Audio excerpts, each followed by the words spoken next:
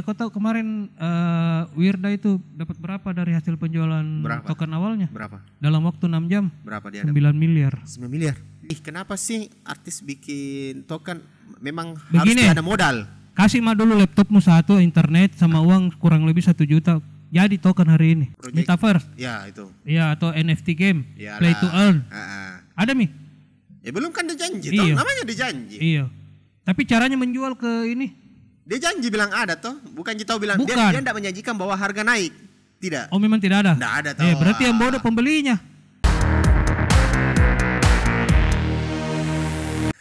Masa wilayah koin.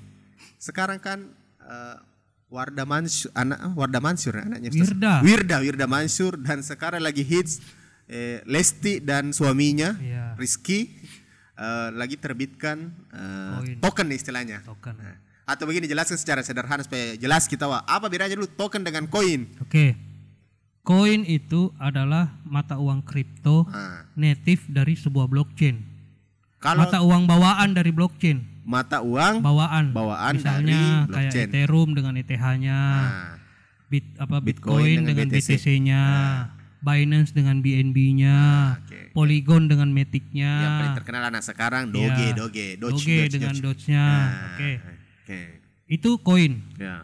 Token seperti yang saya bilang tadi, kau bisa pakai infrastrukturku tapi bayar kok. Token pakai infrastruktur yang sudah ada tapi bayar, bikin kok smart contract namanya. Oke, smart contract di mana bikin smart contract? Di blockchain. Di blockchain itu kau catat itu. Jadi di blockchain itu ada teknologi, ada programming yang bisa mencatat dari smart contract ini informasinya itu bisa berisi NFT, bisa berisi token, bisa berisi macam-macam. Ada beberapa protokol di situ. Sekarang kemarin kan saya selesaikan dulu. Jadi misalnya mau kak bikin koin tapi tidak ada blockchainku. Sip. Mau kak ke Sudiang tapi tidak ada jalan tolku sendiri. Lebih saya pakai jalan tol yang sudah ada, saya tinggal bayar. Daripada bikin baru. Daripada bangun kak lagi jalan tol baru. Mahal kita biayanya, dan saya harus mencari komunitas lagi untuk bangun ini. Setengah mati lah. Mendingan pakai token saja. Saya kontrak sama jalan tol yang ada di sini. Jalan tol ETH namanya. Bikin kak jalan. Saya kontrak kok Tapi setiap lewat ke sini bayar kak. Setiap menulis kak di sini simpan ki dataku. Simpan ki dataku, data transaksiku, data supplyku apa segala macam. Kau simpan ki di infrastrukturmu. Tapi setiap saya menulis ku bayar kok. Oh begitu. Setiap saya menulis tapi membaca tidak. Oh setiap menulis bayar. Tapi kalau untuk membaca kan perlu untuk memvalidasi. Iya. Itu dari bayar Ji. Dibayar Ji, tapi menulis membayar kok. Ketika maksudnya ada transaksi Ada transaksi sama tulis, membayar kak ke ini yang punya blockchain. Nah, ya itu kan tadi di apa lagi? Itulah bedanya token. Ya. Dari smart contract itu, smart contract itu keluarlah yang namanya token. Ada juga dari smart contract itu keluar yang namanya NFT. Ada juga dari token itu keluar yang namanya multi token. Dari token menciptakan yang multi token. Ya itu NFT yang tadi NFT multi token itu belum lagi heboh. Sebenarnya sudah jalan mini tapi belum rame. Yang sekarang orang tahu itu cuman token dengan NFT. Berarti token. Jadi sekarang pertanyaannya, kalau kita tahu apa sih sebenarnya yang digunakan ini si Anang dan Santi, ASICS, dan kemudian ikon Wardah Mansur, Wirda. Kenapa kau Wardah terus? Tidak ada sponsor utama Wardah, Wirda Mansur. Wirda Mansur, dan terakhir ini si Hesti dan Rizky Bilar. Saya bilang Rizky Bilar. Dia token semua ini 3. Iya. Dia menggunakan token apa jaringannya? Binance. BNP20. Ketiga ini Binance. Kenapa mereka pakai Binance bukan ETH? Murah. Jadi ketika ini supaya orang bertanya, kenapa sih artis bikin token? Memang harus ada modal. Kasih mah dulu laptopmu satu, internet sama uang kurang lebih 1 juta. Jadi token hari ini. Kenapa mesti ada 1 juta? Karena harus membayar smart contract-nya tuh.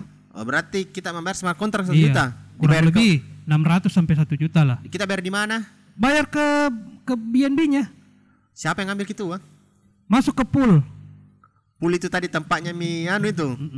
Oh, tapi di pool itu nanti yang dibagi ke validator. Tapi ini apa 1 jutanya ini nanti orang bingung. Tapi 1 jutanya itu ketika mau dibelikannya dulu. Dibayarkan BNB, dibayar pakai BNB. Diganti dulu BNB, belikan dulu BNB senilai berapa standarnya, baru dikasih masuk itu. Ya, itu yang dipotong nanti kalau kita sudah menulis ke smart contract. Oh, berarti ini ketiga artis yang hits ini bukan sebenarnya mereka yang bikin, orang di belakangnya, developernya toh. Sama ceritanya dulu masa kue-kue dulu toh, kue artis. Iya, okay. Jadi bukan mereka yang turun ke dapur bukan dia mereka tuh, bukan dia manajemen ki marketingnya, dia sebagai BAJ sebenarnya, brand ambassador. Iya.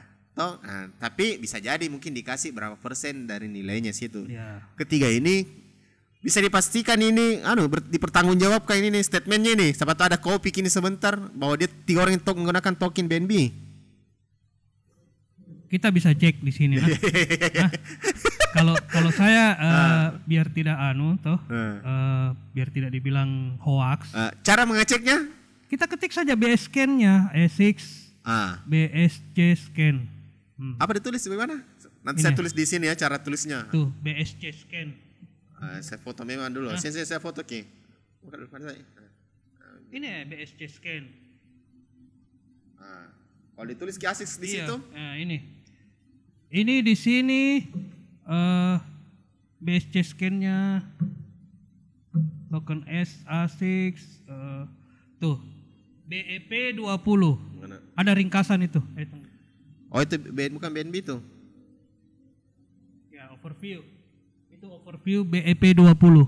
BEP 20 adalah sebuah protokol di blockchain-nya Binance untuk penggunaan produksi token. Oh, BEP 20. Ya. Kalau ETH? ETH 20. Oh, ETH 20 namanya dia. Ya, untuk memproduksi token, yang bikin token di ETH itu kayak Sandbox. Oh, berarti Sandbox OpenSea? OpenSea itu marketplace, Ji. Ya, marketplace maksudnya orang yang untuk NFT-nya itu? Iya, bayarnya pakai Ethereum. Oh, begitu. Ya. Okay. OpenSea itu ada beberapa blockchain yang masuk, ada Polygon, ada Ethereum. Ada apa lagi tadi? Kalau Polygon kan kau tidak membayar minting tuh. Tidak ada fee-nya. Tidak ada fee. Sebentar bercerita tuh masalah NFT. Nanti pas saya bertanya, kenapa kenapa kita tidak bayar kalau gas fee kalau Polygon sebentar itu. Oh, ini caranya. Jadi tulis base scan, kalau tulisannya situ overview BEP 20 berarti menggunakan token. Iya, berarti dia tidak bikin koin sendiri. Dia tidak bikin blockchain sendiri. Dia menumpang di blockchainnya Binance. Jadi kalau mau bikin modal 1 juta, ada laptop dan internet, sudah bisa punya koin. Bisa.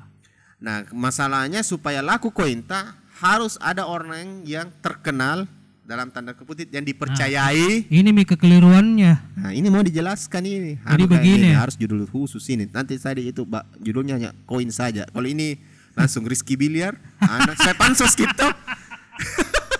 Supaya jelas. Balas sih saya nanti yang dibully ini kawe. Jadi begini, token-token itu dibuat bukan sekedar dibuat kemudian untuk dilempar ke market sebagai komoditas. Tapi ada utilitasnya. Apa itu? Saya bicara ya, silakan keluar istilah apa itu utilitasnya. Begini, pernah kau main di Timezone? Ya. Kalau dulu kau ke Timezone, untuk main kau bisa pakai rupiah? Nggak bisa, harus pakai koin. Kau harus beli koinnya tuh. Ya, oke. Koinnya ini utilitasnya nih koin kemana?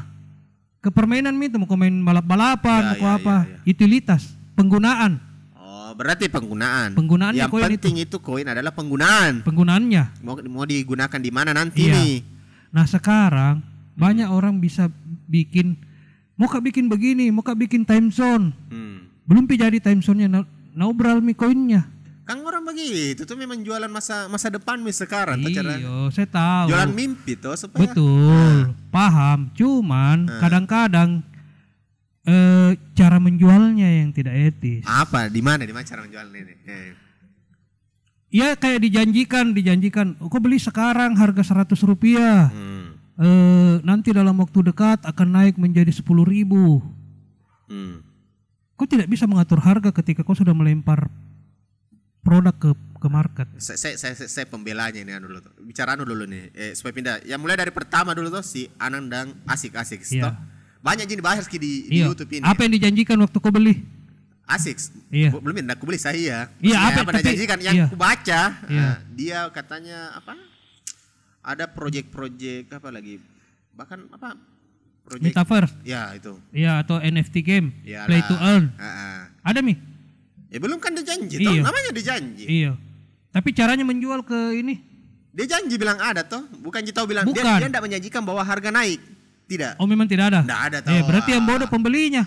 Dia beli karena dia janjikan bahwa iya, bakal ada proyek ini. Bakal ada. Tapi ada bahasa tidak bilang bakal naik harganya. Oh, tidak ada. Oh, tidak ada, Ji. Tidak ada. Cocok Mito itu kalau begitu dia tidak Dia salah. cuma kasih lihat bahwa dibeli sama Ariel. Iya. Dibeli sama Judika. Iya. Nah, kan itu ceritanya bagian dari. Iya. Dan banyak orang yang beli tidak tahu apa yang kubeli sebenarnya. Betul tidak? Iya, itu salahnya. Dia cuma asal beli. Namanya terkena FOMO influencer lah. Iya. Oh lah dibeli Judika. Saya beli Ariel. Saya beli juga deh. Kevin. Ada yang sampai beli sampai 25 juta, ada yang beli sampai miliaran. Nah, masa Judika saya beli berapa itu? 80 kan 40 juta iya. itu. Terus begitu ngelihat ke asetnya di portfolionya begitu turun harganya, harganya marah-marah Mi. Berarti yang salah tuh yang marah-marah nih. Iya. Bukan tahu Asics tahu. Tidak salah Asics. Asics kan menjual aset digital. Iya, kalau mau kau beli. Kalau tidak. Iya, tidak ada pelanggaran kok di situ. Kecuali kalau bilangi Anang di awal. Sini uangmu 10 juta, nanti bulan depan dapat kok sekian persen. Itu salah. Oke. Gitu loh. Cuman kekeliruannya ketika barang ini dijual ke orang awam, tidak ada resiko yang disampaikan bahwa nilai asetmu ini bisa turun. Itu yang salahnya di situ. Iya. Nanti cari siapa tahu ada Jitawa bilang ini saya pernah bilang. Iya. Tapi satu kali kita pindah terpublish tuh. Oh begitu. Siapa tahu. Jadi ketika kita membeli sebuah aset digital, apalagi kripto yang volatilitas itu apa ya, naik turunnya itu terlalu liar, jangan cuma berharap cuan. Berharap apa jadi Pak? Ya kau harus siap rugi. Ya namanya investor ya siap rugi lah. Itu Mi, cuman kan banyak orang karena atasnya jangan lihat dan mau lihat bawahnya. Ya kan kuncinya manajemen risiko sebenarnya di sini. Risk manajemen. Ketika proyek itu berjalan dengan baik dan koin-koin ini ada utility-nya, otomatis kan demand-nya tinggi. Jadi saya ulangi lagi, siapa tahu ada terlewat tadi, utility adalah pengaplikasiannya nanti di mana, digunakan di mana saja. Oh, jadi harus diperhatikan itu. Iya, jadi bagaimana kalau dijanji bilang bakal ada? Ya, tinggal kawal Mi. Betul tidak ini? Janjinya. Oke. Dan dari sisi developer juga dia harus memberikan progres. Jadi begini, untuk kita edukasi nih orang yang misalnya nanti kan ini bisa jadi setelah Lesti ini ada lagi artis-artis yang menjual koinnya lagi selanjutnya tuh karena merasa baku cerita gitu. Iya. Apa yang jual nanti? Iya. Kau tahu kemarin Wirda itu dapat berapa dari hasil penjualan token awalnya? Berapa? Dalam waktu 6 jam. Berapa dia? 9 miliar. 9 miliar. Anang 1.500 BNB. 6 jam dapat 9 miliar. Kalau Anang yang saya enggak perhatikan presale-nya, tapi sekarang yang terkumpul di poolnya itu kurang lebih sekitar 3.000 BNB. Itu senilai dengan 20 miliar. Kalau dia tarik itu, dia rug pool ceritanya, sudah dia dapat 20 miliar itu. Tapi itu uang sekarang masih terkumpul di pool. Oh, kalau ini juga apalagi Wirda masih di pool juga. Kalau Wirda dia pegang nih karena di pingsel jatuhnya. Tidak masuk ke pool, masuk di pingsel atau presale? Pingsel. Apa bedanya tuh? Pingsel itu launchpad, jadi kayak fasilitas untuk menjual presale. Presale juga, cuman dia menggunakan launchpadnya Pingsel. Pingsel adalah aplikasi atau website? Website, launchpad, jadi kayak pasar marketplace lah untuk menjual token awal. Oh, jadi marketplace untuk menjual token awal sebelum di listing. Iya. Begitu. Betul. Tapi ini ada memang marketplace untuk presale begitu kah? Banyak. Kalau Anangnya, kalau Asics itu sama ini? Jadi metode presale itu macam-macam. Ada yang kau langsung transfer ke developernya dalam bentuk fiat atau rupiah atau dolar, dia langsung kirimkan ke walletmu. Tapi ada juga model pingsel begitu, kau cuma taruh wallet BNB-mu, orang langsung beli langsung ke situ. Berapa BNB yang kau mau beli? Nah, sebelumnya di listing. Sebelum dilempar ke DEX. DEX itu decentralized exchange, nanti kita bahas lagi tuh apa itu exchange. Oh, gitu. Jadi di pingsel dulu ini si ini. Ya. Oh, itu dapat 9 miliar. 9 miliar. Terus kalau itu baru bikin token, dia terbitkan berapa token itu sebagai Ya pemiliknya? macam-macam. Sekarang kita lihat punyanya Icon berapa supply-nya. Oh, beda-beda di. Iya, dan itu informasi terbuka aja sebenarnya. Asal mau cari Ki. Caranya tuh di mana, apa ditulis? Basecamp, ke situ mau saja. Kalau misalnya dia di Ethereum ya di. Kalau Basecamp untuk kalau dia pakai dasarnya BNB. Kalau dia pakai dasarnya BNB.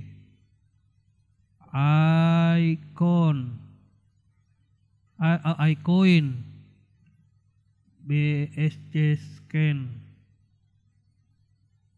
Oke. Ini adalah BS apa? Basecamp-nya Icon kemarin anaknya Yusuf Mansur. Total supply-nya itu 100 juta koin. Token. 100 juta token yang cetak ceritanya. Tidak akan bertambah itu. Tidak bertambah mi. Oke. Kemudian yang pegang sekarang walletnya ada 4.467 wallet. Wallet. Iya. Bisa saja satu orang satu wallet atau bisa satu orang bisa 5 wallet, ya kan? Jumlah transaksinya sudah 62.000. 62.000 jumlah transaksi. Iya. Yang orang pegang ceritanya berapa semua? Ini yang saya bilang, semua transaksi itu bisa kelihatan di sini. Jadi 100 juta token sudah habis semua terjual? Belum. Baru berapa?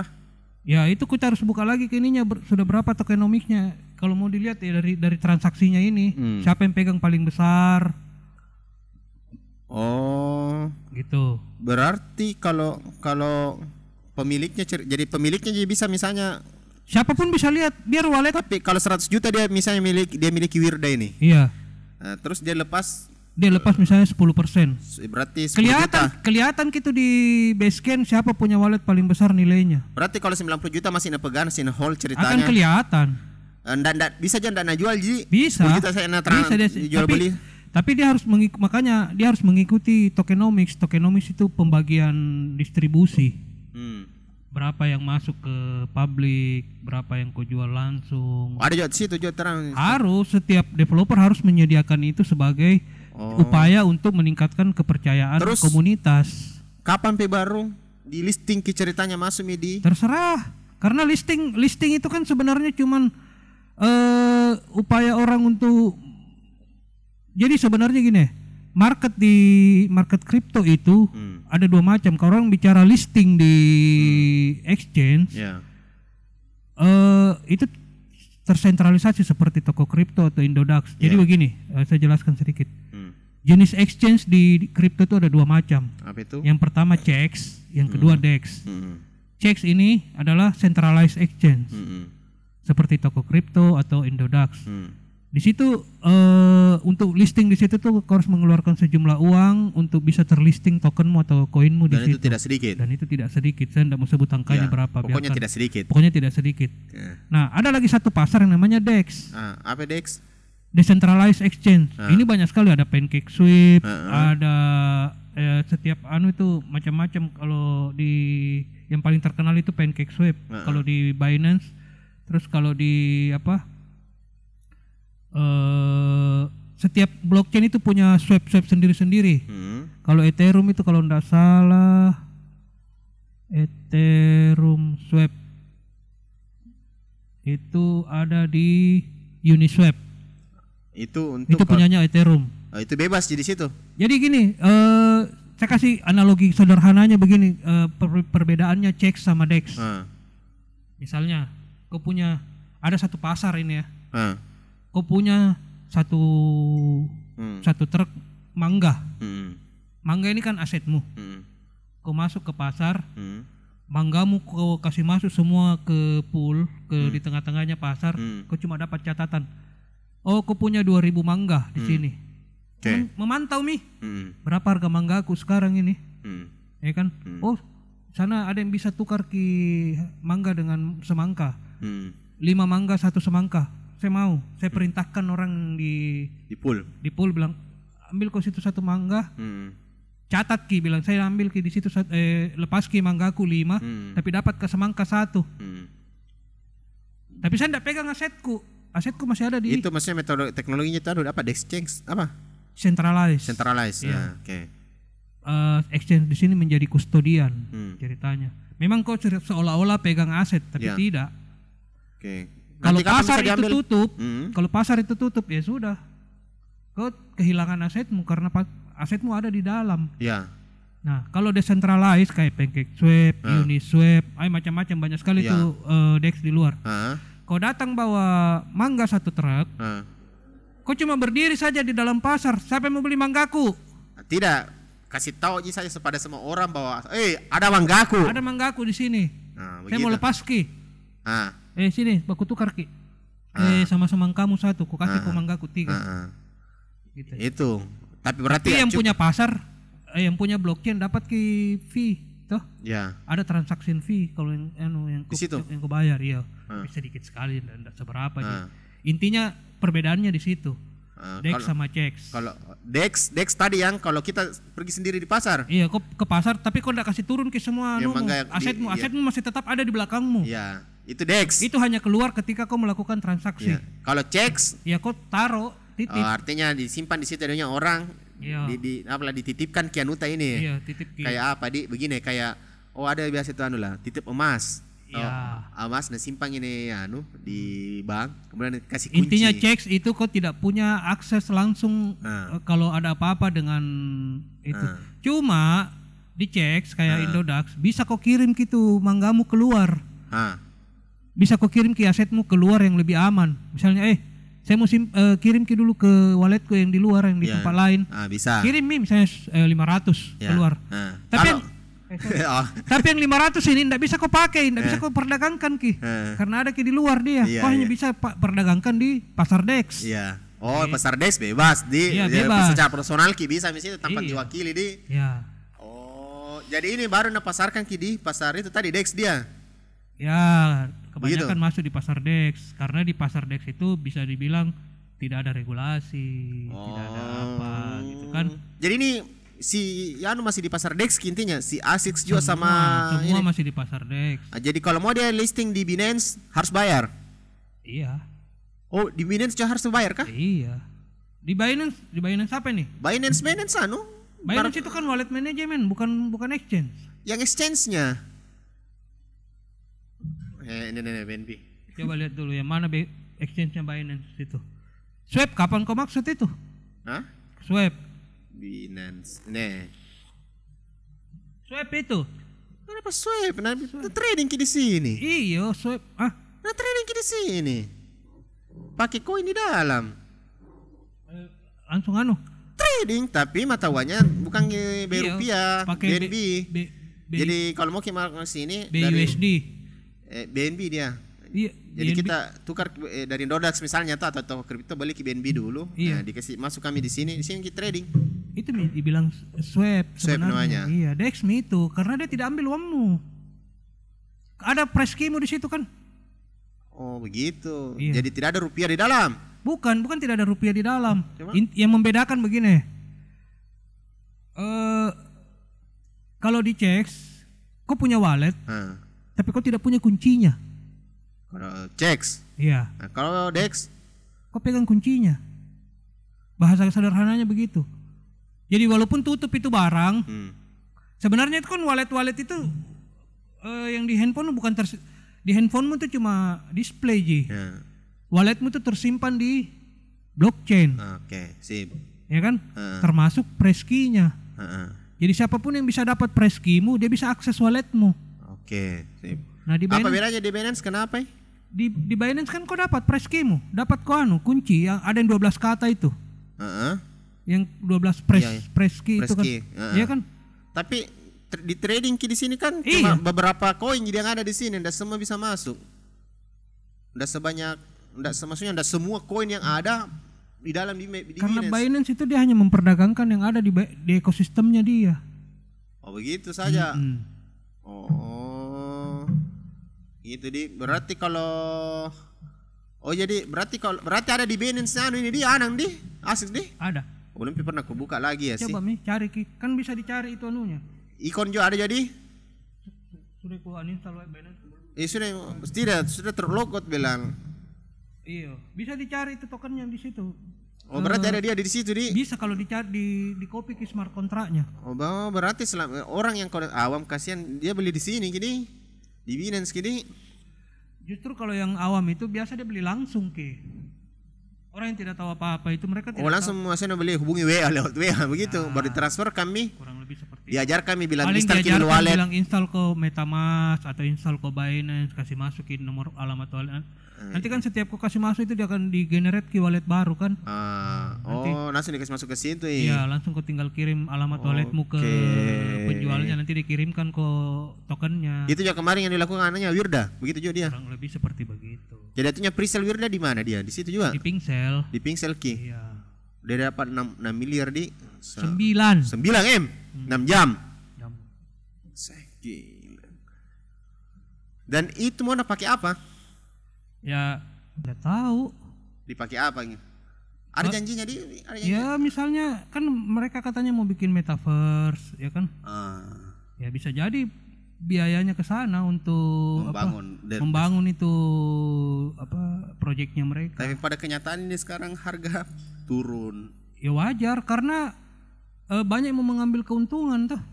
Yang FOMO ini. Iya, orang yang jadi begini. Tapi kan kemarin ini berarti salah memang orang kalau memang mau investasi, kalau ada artis sebelumnya nanti listing ini Lesti dan Rizky, listing BNM masuk dijual ya, open pre-sale key. Iya. Kan Anang kemarin beli banyak turun. Wirda turun lagi. Iya. Nah, sebenarnya begini, kembali lagi apa tujuanmu mau beli kripto? Oke. Kalau mau cari apakah mau investasi jangka panjang atau trading harian dan follow kawal ini proyeknya atau cuma trading harian. Orang yang masuk ke kripto kan beda-beda motivasinya. Betul. Ya kan? Ada yang memang mau support gini proyeknya supaya dia berharap sekarang nilai tokennya misalnya cuma 100 rupiah. Tapi begitu sudah jadi arena bermainnya ternyata terpakai koinnya, nilainya bisa naik sampai 1.000, bisa naik 10.000, bahkan bisa naik ratusan kali lipat. Dia berharap mengambil keuntungan di masa jangka panjang. Nah, cuma yang jadi masalah ketika orang-orang yang tidak mengerti apa-apa investasi masuk 10 juta, tiba-tiba nilai koinnya turun, nilainya jadi tinggal 5 juta. Ya sebenarnya dia belum rugi. Dia belum rugi selama dia belum jual itu asetnya. Orang itu yang menjual aset ketika harga turun kan disebut apa? Cut loss. Itu prinsip di trading memang begitu. Jadi itu dibilang kau rugi kalau kau sudah jual. Kalau kau belum jual, belum kau rugi. Belum, masih setengah rugi. Apa lagi namanya kenapa perusahaannya aku lupa, ada namanya apa? Loss. Ada istilahnya itu lah di trading ceritanya. Kalau turun nilainya tapi belum pokok rugi karena belum sama aja kalau begini beli kok tanah atau emas lah yang naik turun harganya, beli kok emas sekarang harga 800.000, tiba-tiba bulan depan turun jadi 600.000, apakah emasmu berkurang gramnya? Tidak, nilainya memang di pasar di rupiah memang berkurang, tapi gramnya tidak berkurang. Tapi grammu tidak berkurang, nilainya tetap sama nih 1 gram misalnya. Jumlahnya tetap sama. Tetap sama 1 gram. Cuma nilai dihargai sama orang, persepsinya berubah. Persepsi yang tadinya 800 menjadi 600. Akhirnya ketakutan, rugi mak. Padahal aku masih pegang emasnya. Jadi ada tips kupeng ini untuk para nanti yang mau beli token artis. Kalau memang mau investasi, memang saya support ini semua programnya. Anggap uang mati itu. Ada lebih bagus lagi. Jadi jangan kau dulu beli pas pre-sale, tunggu pas turunnya. Iya, tunggu pas turunnya, nanti mau naiknya. Turun begini, beli nih. Tapi satu lagi, developer itu tidak dipungkiri butuh biaya untuk membangun proyek. Karena membuat sebuah proyek digital itu kan butuh. Berarti untuk support memang di kuncinya. Lebih ke situ. Kalau trading kok, ya memang akal-akal begitu trading. Iya, ada tuh memang orang yang beli di pre-sale. Karena kan polanya tuh token ketika keluar di harga segini dia akan naik, ada pasti naik. Ada, apalagi soalnya lagi dipom-pom gitu hari. Pom. Nah biasanya nih trader profesional dia mengambil momentum di sini, begitu naik, buang. Sampai ke all time high-nya, lepas nih, tak. Nah ini orang yang tidak tahu apa-apa, pertahankan koinnya, turun, anggap rugi. Padahal ini sebenarnya proses pengambilan untungnya ini orang-orang yang suka scalping, yang suka scalping tuh, yang suka trading jangka pendek. Memang pekerjaannya begitu, cari token baru, beli. Bahkan tahu juga cara menggerakkan harga. Ya. Bagaimana caranya pancang? Kan ini di pasar begini trading Yang dimainkan itu si psikologis. Rasa takut dan rasa rakus itu jadi dimainkan. Jadi begitu naik harganya, sudah dilihat nih psikologinya sudah enggak bisa naik lagi nih. Sudah taking profit itu biasa pemain-pemain profesional. Nabuang ceritanya. Nabuang dumping. Gitu. Cuman enggak mungkin kita mau bawa terlalu banyak bahasa trading di sini tuh, orang sudah dumping. Begitu harganya turun, orang-orang yang tidak tahu apa-apa ini lihat ki asetnya, berkurang ki asetku. Kaget nih. Padahal asetnya tidak berkurang, nilainya yang berkurang di luar. Bukan koinnya yang berkurang, nilainya. Kau beli 1 juta koin, ya tetap 1 juta, tidak berubah. Nilainya memang berubah, tapi kan akan ada waktunya ketika proyek ini jalan dengan baik. Kemudian misalnya developer nambah liquidity, akan nambah ininya demand-nya, akan naik lagi harganya. Lihat mau tokennya asik yang tadinya hampir jadi palung, naik lagi. Iya. Itu. Tapi itu kan yang naik sebenarnya. Kalau enggak tahu ya, kalau di pasar modal kan itu. Kalau mau listing harus ada cerita dalam tanda kutip, bukan bandar binary option ini. Iya. Ada memang bandar untuk yang jaga harganya. Iya, namanya. Jadi dia ikan paus. Ya. Pernah kau lihat ikan paus? Nanti bisa kau kasih ke ilustrasinya ikan paus. Nah, buka mulutnya besar-besar, banyak ikan-ikan kecil masuk. Begitu penuhi, tutup mulutnya. Gitu. Yang beruntung adalah ikan-ikan yang berhasil lompat keluar dari mulutnya. Gitu. Jadi dia yang jaga ki. Bahkan dia bisa tahu, bisa kasih turun, kasih naik. Artinya bandar itu adalah yang punya modal besar. Iya. Dunia trading itu kejam. Tidak tahu, tergantung. Iya, makanya bukan karena realistis. Makanya kau harus hati-hati. Jangan kau terlalu termakan dengan janji-janji. Jangan kau termakan janji. Kemudian jangan kau juga terlalu ngoak. Ya. Kalau ada 10% 20% exit mau tinggi itu. Kalau di kripto kecil itu 10%. 10% kalau seperti misalnya mau harian enggak bisa. Karena di kripto itu tidak ada leverage. Ada leverage juga, tapi di beberapa exchange. 10% kalau dapat kok ya lagi dipom-pom sama Elon Musk mungkin. Kalau yang tidak dipom-pom saja, yang tidak dipam saja itu bisa 30%. Iya, tapi kalau lagi momentumnya, masalahnya apakah setiap hari? Tiap hari ada saja koin yang momentumnya naik sampai 30%. Iya ada, tapi ingat ki posisinya begini. Iya. Ada, maksudnya begini. Jangan sampai ini yang menonton. Ya kalau begini, itu yang 30% memang ada setiap hari. Ada. Saya akui itu. Tapi pertanyaannya, apakah kita tahu apa yang besok 30% naik? Tidak ada yang tahu. Tidak ada yang tahu masalahnya. Makanya harus rajin-rajin pantengin. Nanti kita ikut ketika naik 30%, harapan bisa jadi 50%. Iya. FOMO ikut turun. Di situ polanya biasa. Abis itu makanya marah-marah di Facebooknya, Instagramnya, Twitternya. Karena tidak tahu apa-apa, makanya harus kau belajari juga pola, belajar kau juga grafik, candlestick. Iya, candlestick, bagaimana baca candle, jangan kau asal main kasih masuk kayak begini ini. 35% rata-rata kenaikannya toh. Tapi besok masalahnya tadi tahu yang mana. Ada juga yang merugi sampai tuh. Meruginya sampai 40%. Ya. Oke.